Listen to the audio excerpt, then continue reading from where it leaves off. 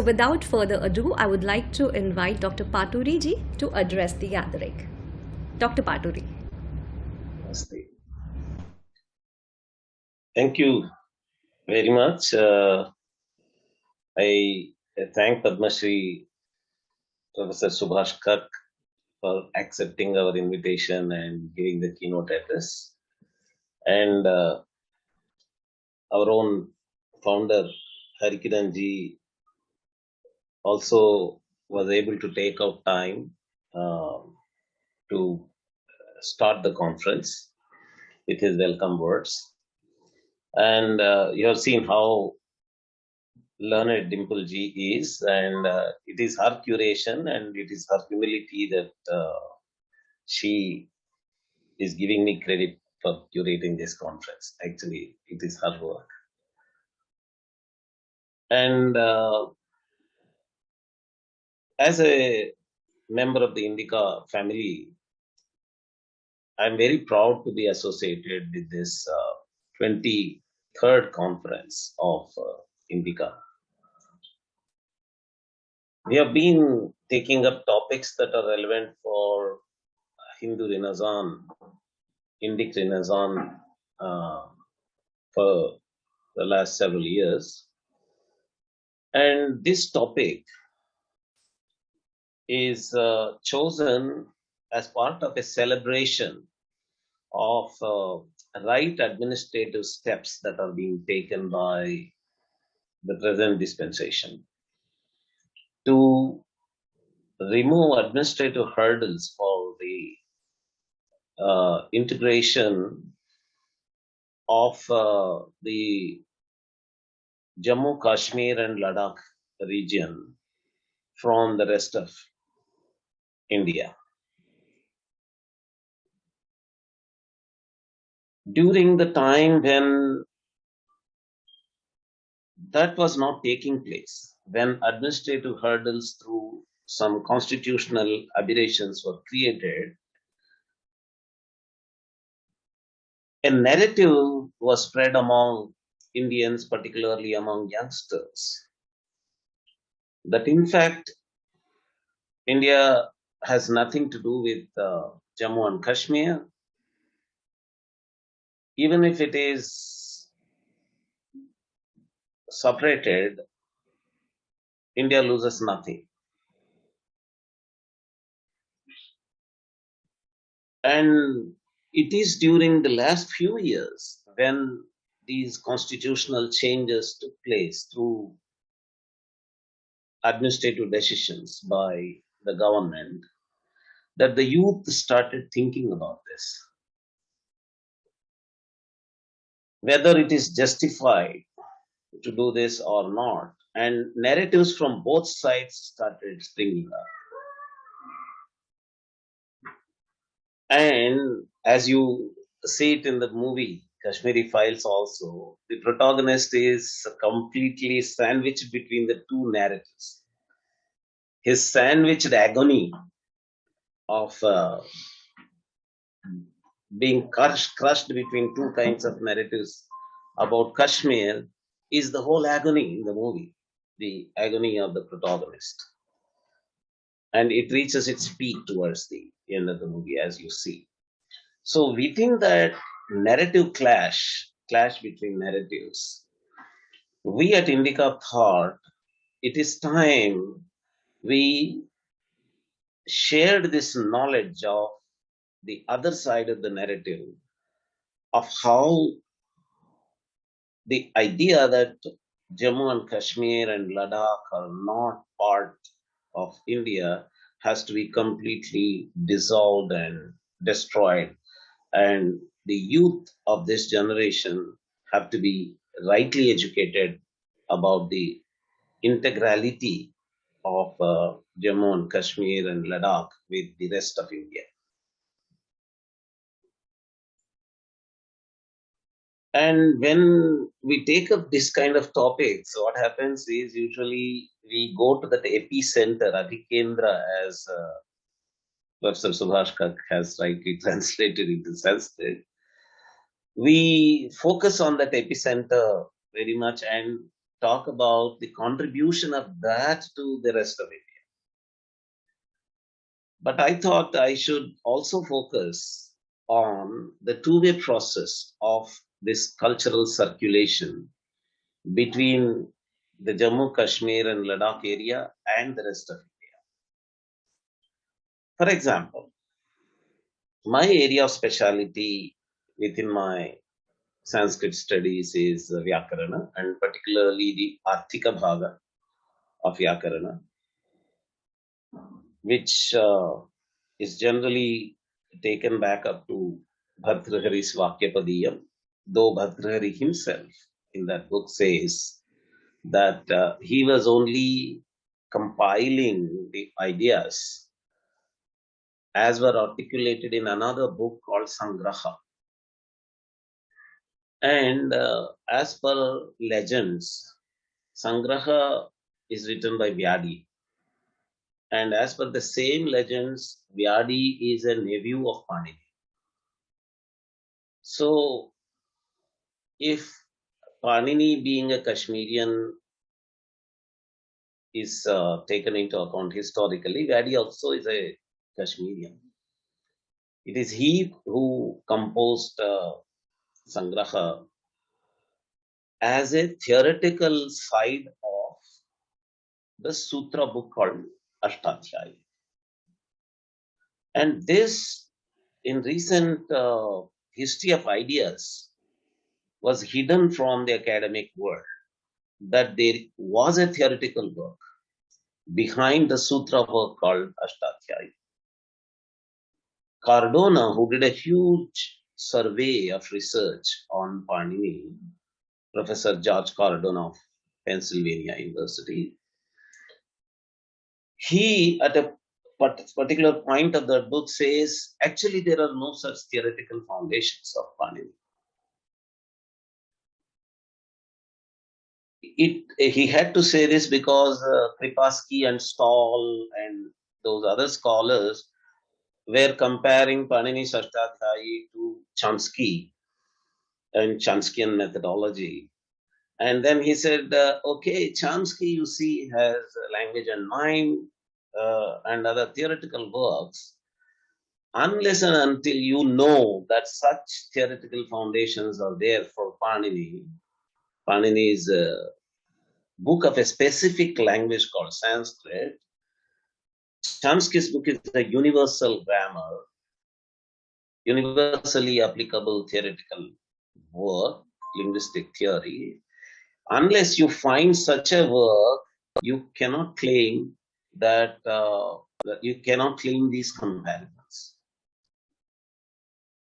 In 1986, in my research dissertation, I showed all the evidences for claiming Vakyapadiyam to be the book of linguistic theory or theoretical foundations of Ashtadhyayi. It's not my claim or my discovery. I was only bringing into light own claim of Bhartrhari inside the book. That's what he was openly saying. He says that the very purpose of the book Vakyapadiyam was to give the theoretical foundations. And in the same book, he's saying that he is just recompiling the foundations, theoretical foundations that were simultaneously, along with the Sutra book, the theoretical foundations were given by Vyadi. And those, he says in that narrative, in the second book of the Vakyapadiyam book, Vakyakanda, in the whole narration, he says that those ideas were lost. Sangrahe astam upagate, he says. Sangraha was set like sunset. And then those ideas were preserved in Mahabhashya by Patanjali.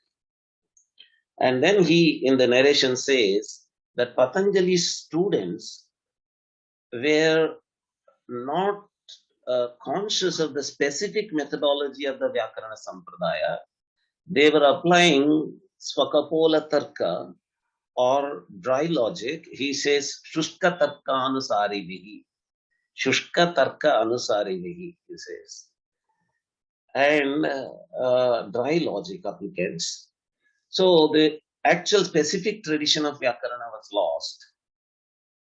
It is here that I want to point out. Bhartrihari says that in that context, the original theoretical foundations of Ashtadhyayi were preserved in the south. He says, my gurus acquired that knowledge from Parvata. Parvatad agamam labdhva, he says. And there is a Swapagnya Vyakya to Bhartrihari's Vakyapadiyam. Swapagnya is his own commentary. In that, we see that Parvata is explained as Trilinga Parvataikadesha Shri Parvataditi. He explains that to be Trilinga Parvata and Shri Parvata. Probably the Sri Shailam of today, Trilinga Parvata, probably the Nagarjuna Konda region, the entire range of mountains there. And there, probably there was a very strong and dynamic and vibrant university of where there was a Vyakarana department and where the theoretical foundations were rightly taught. And Bhartrihari is probably from Ujjain or some part of North India, Madhya Pradesh area. His gurus were also probably from that central part of Indic subcontinent. They traveled all the way from the north to the south and acquired this knowledge. And that knowledge, Bhartrihari says, is getting compiled in the form of Vakyapadiyam book. And all those who know intellectual history of particularly language and aesthetics, these areas, they know how impactful Spota of Vakyapadiyam is. Now, all over the world, film institutes are teaching Spota because that's actually the word Spota comes from sputter, explode. And it is talking about a flash happening in the communicator's mind before communication, and another flash being the source of reception in the receiver. But I say that this quota itself, the theory itself, is an explosion in the modern history of ideas because it is exploding everywhere. It is actually creating history. And now let us see what happened later, the Spota theory. As Professor Kirk, Dimpleji, and the protagonist in Kashmiri Files movie, everyone has been repeatedly mentioning, most of the path-breaking, trend-setting, groundbreaking Alamkarika theories, aesthetic theories of India came from Kashmir. Most of the Kavyatma theories came from Kashmir. Dvaniratma Kavyasya, Anandavardhana, Kashmir. Abhinava Gupta, who wrote Lochana for it, and who wrote Abhinava Bharati for Natya Shastra, and a polymath who brought Kashmir Shaivism into everything. It came from Kashmir. And our own Professor Pollock wants to credit Bhattanayaka a lot and wants to say that Abhinav Gupta plagiarized from Bhattanayaka. If Abhinav Gupta wanted to plagiarize from Bhattanayaka, he would not have mentioned Bhattanayaka at all. Friends, let us know that now Bhattanayaka and his contribution to Rasa theory is known to us only thanks to Abhinav Gupta Acharya, Abhinav Gupta father. He mentions him. And this whole tradition that Abhinav Gupta mentions behind him, Bhattanayaka, and even earlier and earlier and earlier, all the arguments with regard to Rasa Nishpatti that he says, all these are from Kashmir.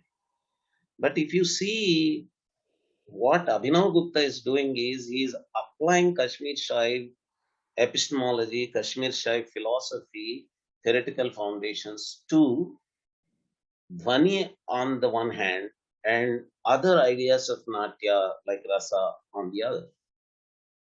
And people have already recognized that he is just taking Dhvani from Anandavardhana and applying it here.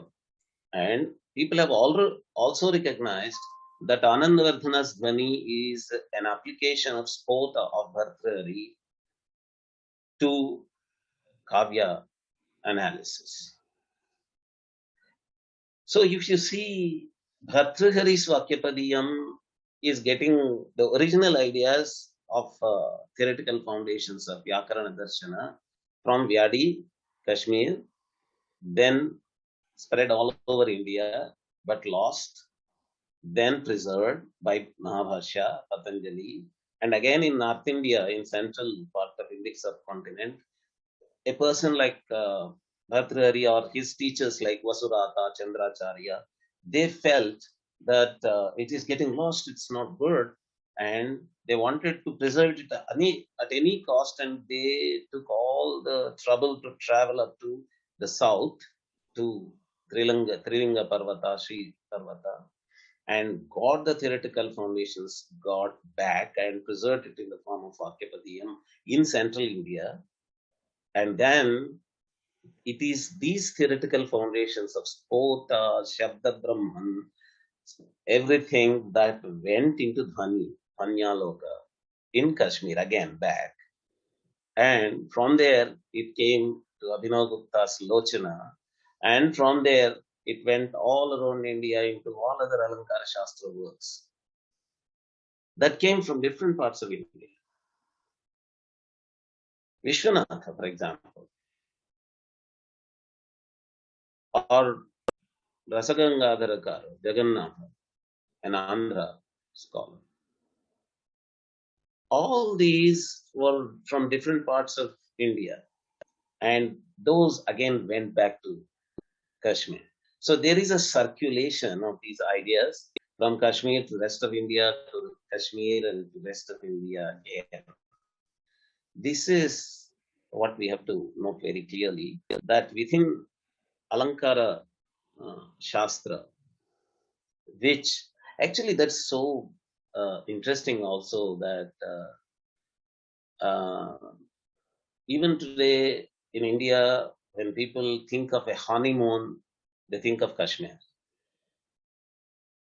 the most romantic place, the beautiful place, the beauty descended from Swarga to Bhuvi, everything. And a place of beauty being the source of theories of beauty is not a coincidence. It should not be a coincidence. All the theories of beauty, all the best theories of aesthetics came from the most beautiful place under the sun, the Kashmir area. And from there, they got circulated all around the remaining parts of rest of India. And when we look at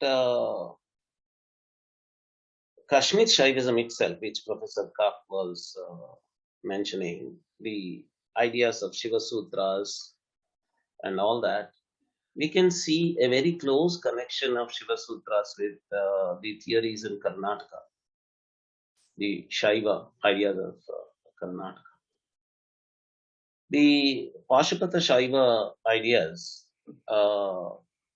which we have documentation in the form of Lakulisha tradition in different parts of India, all over India.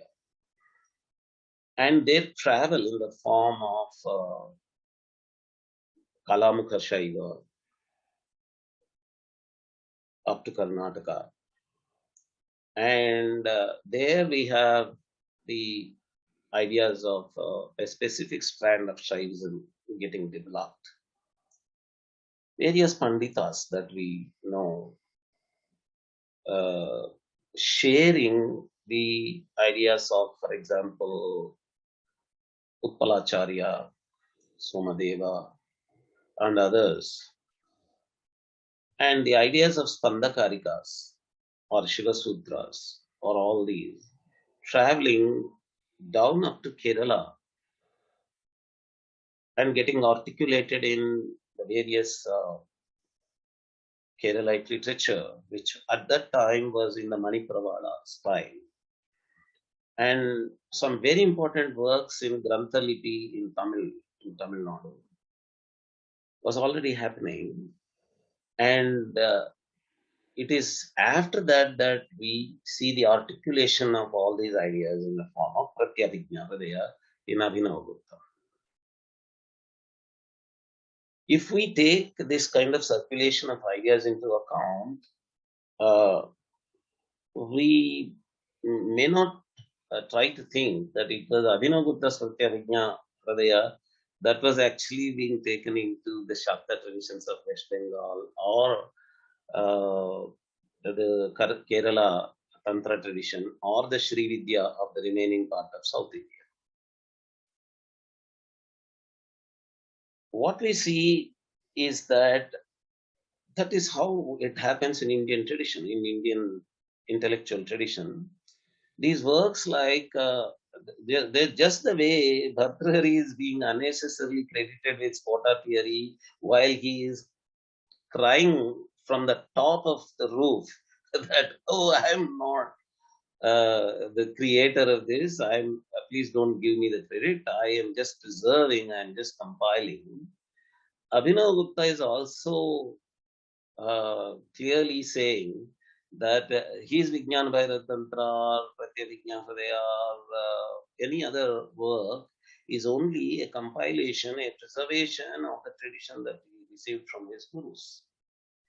By the time he was compiling it in the form of those books, the ideas were already spread in the other parts of India, in rest of India, and in those parts, Shakta ideas and other kinds of Shaivism ideas and other ideas were already getting circulated, and they were getting articulated in the form of various Alankara Shastra theories and aesthetic theories in the remaining parts of India.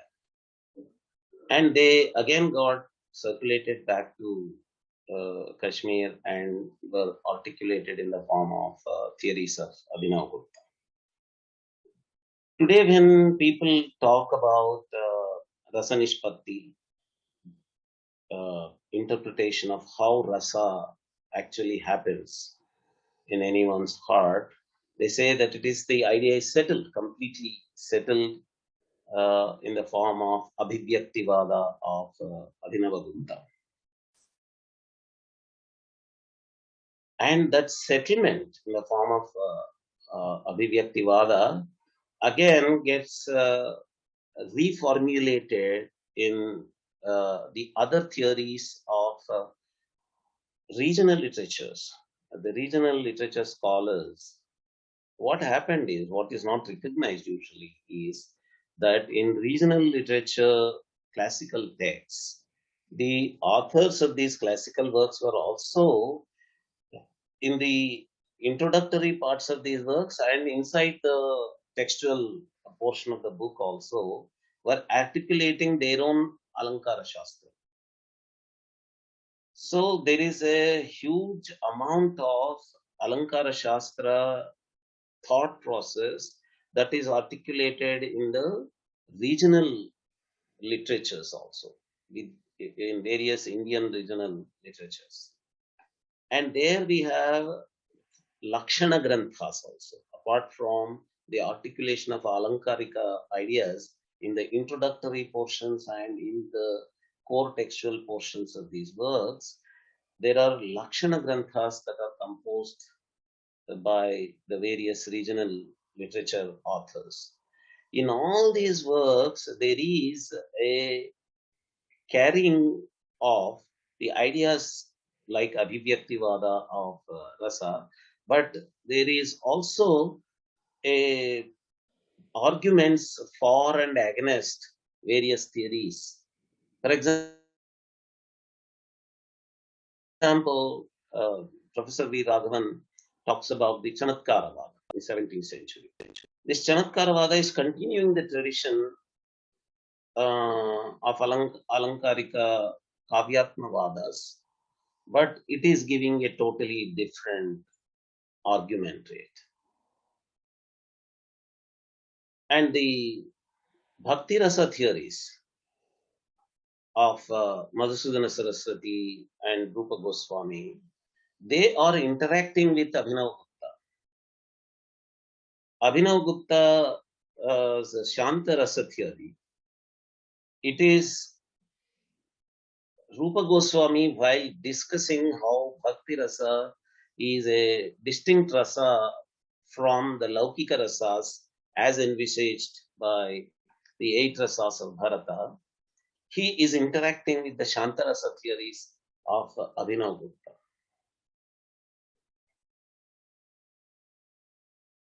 But he is contributing a totally new theory of Bhakti Rasa.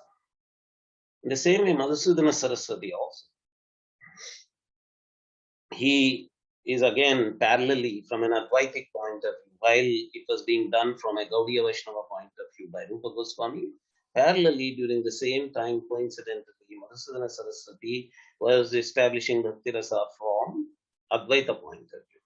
But he is also interacting with the theories of Rasa Nishpatti from Abhinav Gupta and even earlier, and he is responding to it, but he is coming out with a new, completely new theory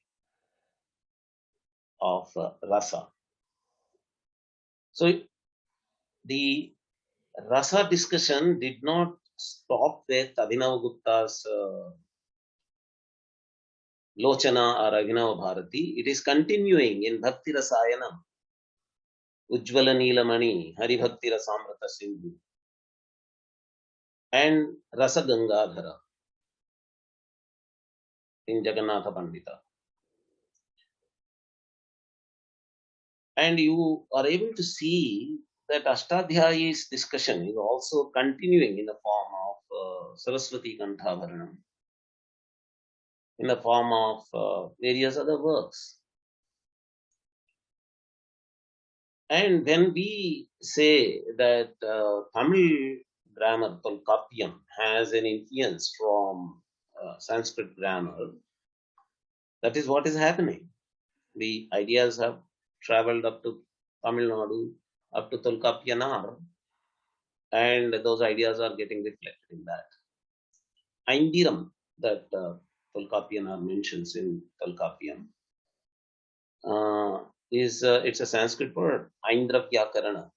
And Aindra Vyakarana tradition, which is in the form of, in the format of Lakshana Granthas, all the Lakshana Granthas, the format was already prevalent in the other parts of India, outside Tamil Nadu also. And Tolkappiyanaar is very clearly claiming that his tradition is Aindiram. And you have various other such ideas of spirituality that we see in the remaining parts of India, including South and Kerala, the southernmost part, where the ideas are traveling from Kashmir through the remaining parts of India up to Kerala, but they are again going back to the remaining parts of India through acharyas who traveled from Kerala up to Kashmir. They are taking these ideas back there. For example, Shankara's travel to Kashmir had a very big impact on Kashmir. And in the Kashmiri households today, we have a frequent mention of Shankara, Shankaracharya, Advaita, and all the remaining traditional parts. While the Shankara Pithas have their Sharada and Chandramouli brought from Bhai Shankara to their pithas. Actually, Sharada is being worshipped in all the Shankara pithas. Actually, the puja is Sharada Chandramoulishwara puja only. So that has established very clearly that the original founder of these traditions brought Sharada from there to these parts. And this founder took his philosophy to Kashmir and established it there and made it part of Kashmiri culture.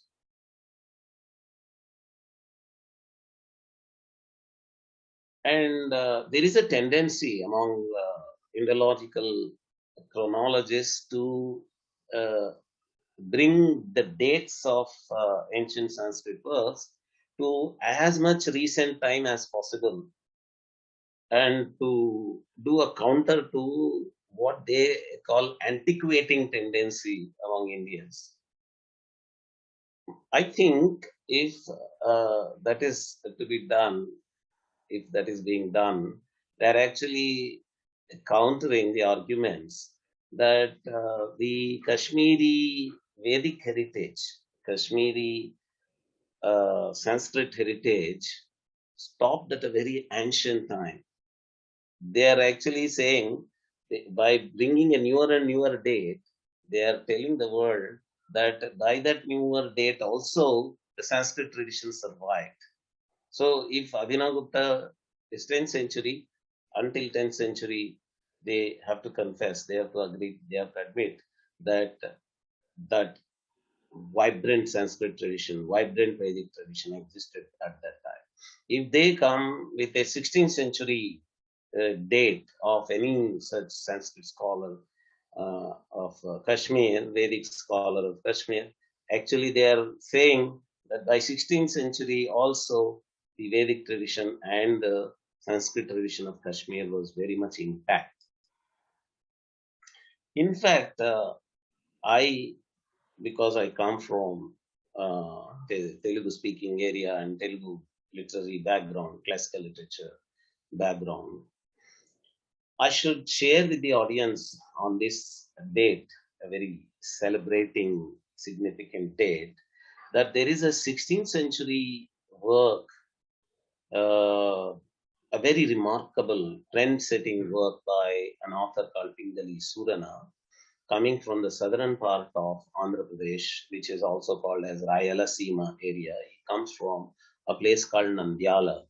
His king Krishna Bhupati was patronizing him, and this was when Krishna Devaraya created a trend of kings patronizing scholars and artists and sculptors and musicians, what all kinds of artists in a very big way, in a very lavish way.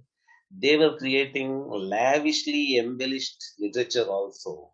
That was in Telugu, they give the name Prabandhamu to it, and there were many Prabandhas being composed, all very embellished, highly embellished poetic works. As part of that, and as part of his competition with others, this author Pingalasurana comes up with a very interesting work called Kalapurnodayam, which is a deviant from the tradition of those days of borrowing narratives from Puranas.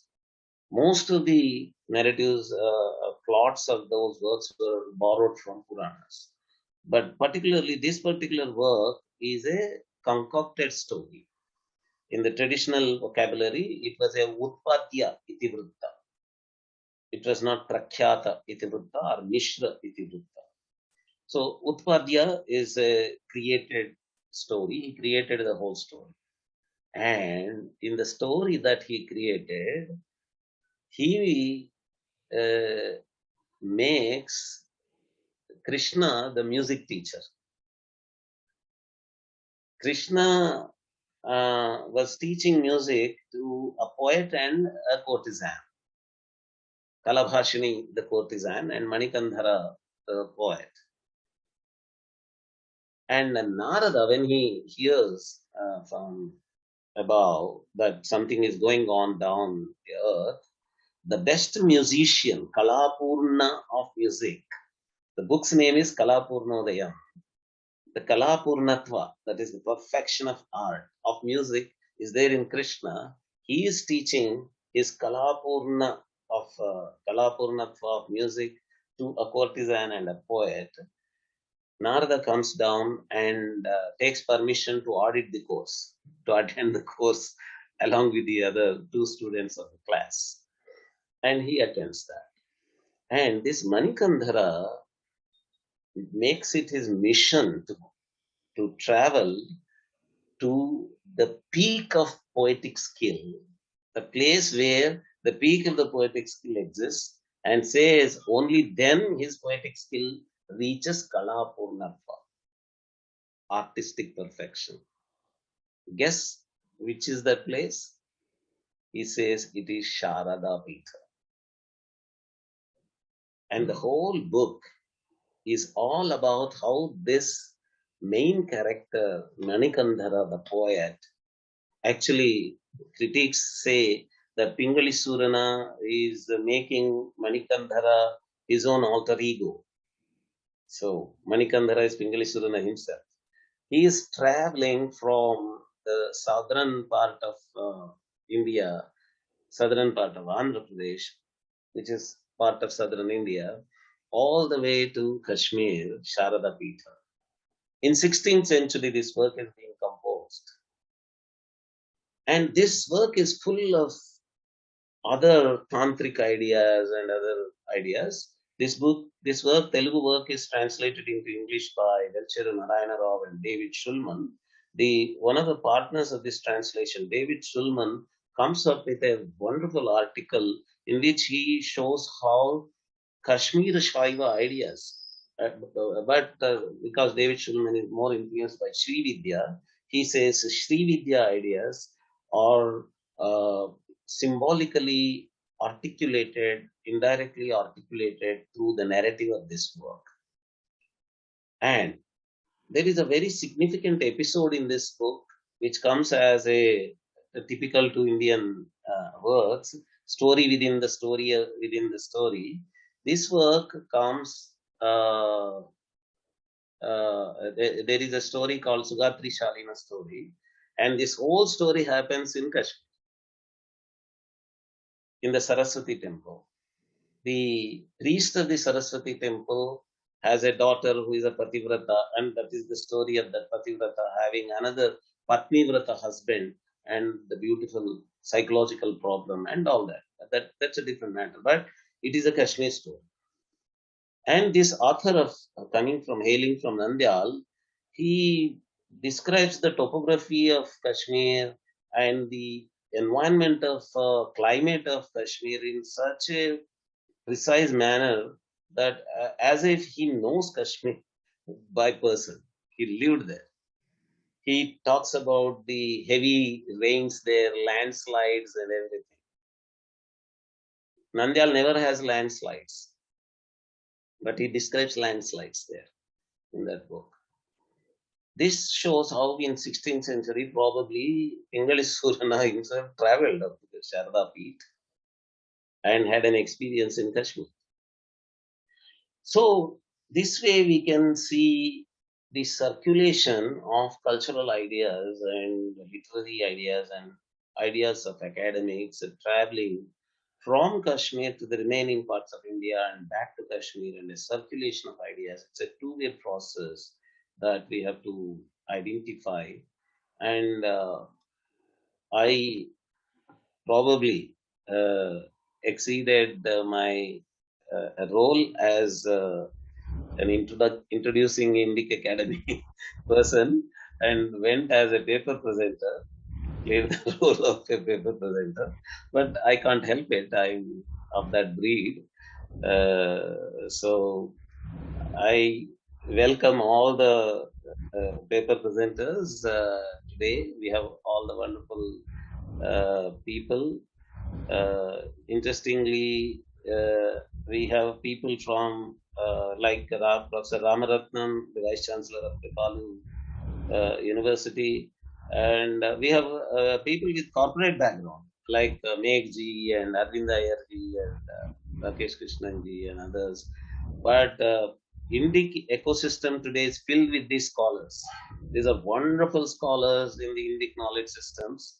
These are wonderful scholars in Sanskrit and other areas. But because the universities have become hopeless for Indic-oriented work, our Matsya Narayana has taken the shape of corporate scholars who are entering Indic ecosystem and coming up with a wonderful Indic knowledge system contributions. You are going to see today how such scholars with a corporate background are digging out the Vedas like Matsya Narayana from Somakasura of universities. Thank you very much. Thank you, Nagaraj ji. Any interaction with you is so enlightening, and today also, like, you took us all over, and I'm sure the 64 member strong audience, the delegates, would be contemplating, reflecting, and just on a side note, you said Pingali Surana, he figuratively traveled from Andhra Pradesh to Kashmir. I was wondering, I've literally traveled from Kashmir to Andhra Pradesh. Today I am joining you all from Vishakhapatnam incidentally, and it's raining heavily.